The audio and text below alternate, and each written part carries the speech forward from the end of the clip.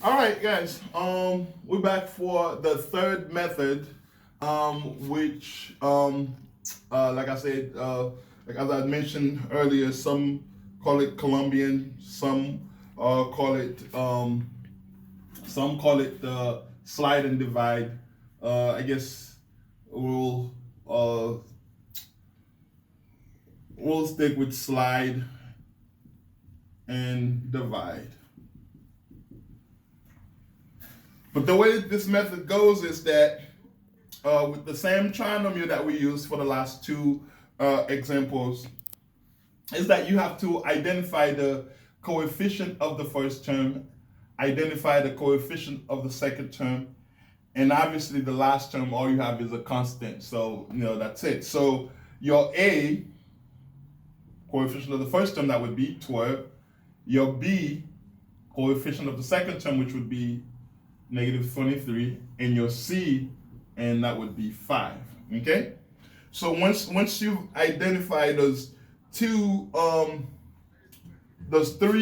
items, then you have to then multiply, similar to the AC method. You have to multiply the coefficient of the A term, or the A term, or the first term, coefficient of, well, the C term, which is a constant. Once you multiply those two, you would still get 60. You get 12 times 5, 60.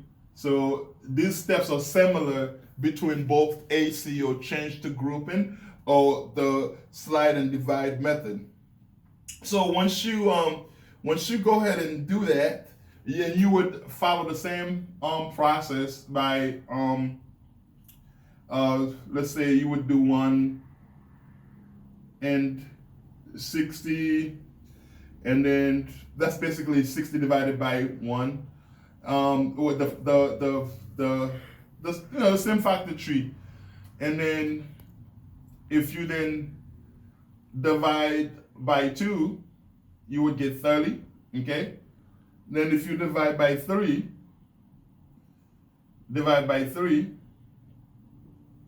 you would get 20. Okay. And if you divide by 4, you would get 15. And if you divide by 5, you would get 12. And if you divide by 6, you would get 10. So then, looking at these numbers, that's another way you could break down your factors as well. If you like that better than the factor tree, you could also do that. Divide the number by 1, or 2 if 2 goes into it, 3, 4, and so on. So in this case, we're looking at 20 and 3. That's what would work to get us 23. And obviously, we have to make both of them negative as we did the last time. And if we multiply negative by negative, we'll get the 60. So these steps are the same. Nothing changed with this step. And then the next thing you do then is to create two parentheses, and then split your x squared and put an x here and an x there. Okay. And then what you would do, you would take you would then go ahead and since your numbers are negative 20 and negative 3, right? That's because we have the 3 and the 20 here. If we make them negative, we'll get the negative 23 that we need up here in the middle term. So then what you have to do is to divide each term by the A term, which is the coefficient of the first term, is to divide it, which is 12. So then if you divide by 12 here, you divide by 12 here, what you're going to end up having is, basically, if you simplify each one, you're going to end up having x, and it's simplifying, you're going to end up having x, what is it? It's 4 would go into both of them. So x minus 5 over 3, right? 12 divided by 4 is 3. 20 divided by 4 is 5. Okay, so far that's what we have for this one. And then for the second one, we'll have x. If we divide, actually 3 by 3 is 1, so minus 1. And if we divide 12 by 3, okay, simplification, divide each one by the same number. So 3 divided by 3 is 1, and 12 divided by 3, that would be 4. So then when we have this, the reason why this is slide and divide is after you simplify, then you have to take the denominator, just slide it in front of the x, the expression, which is x. So then it's going to end up being 3x, because you're sliding this right in front of here. Okay? So then you have 3x minus 5.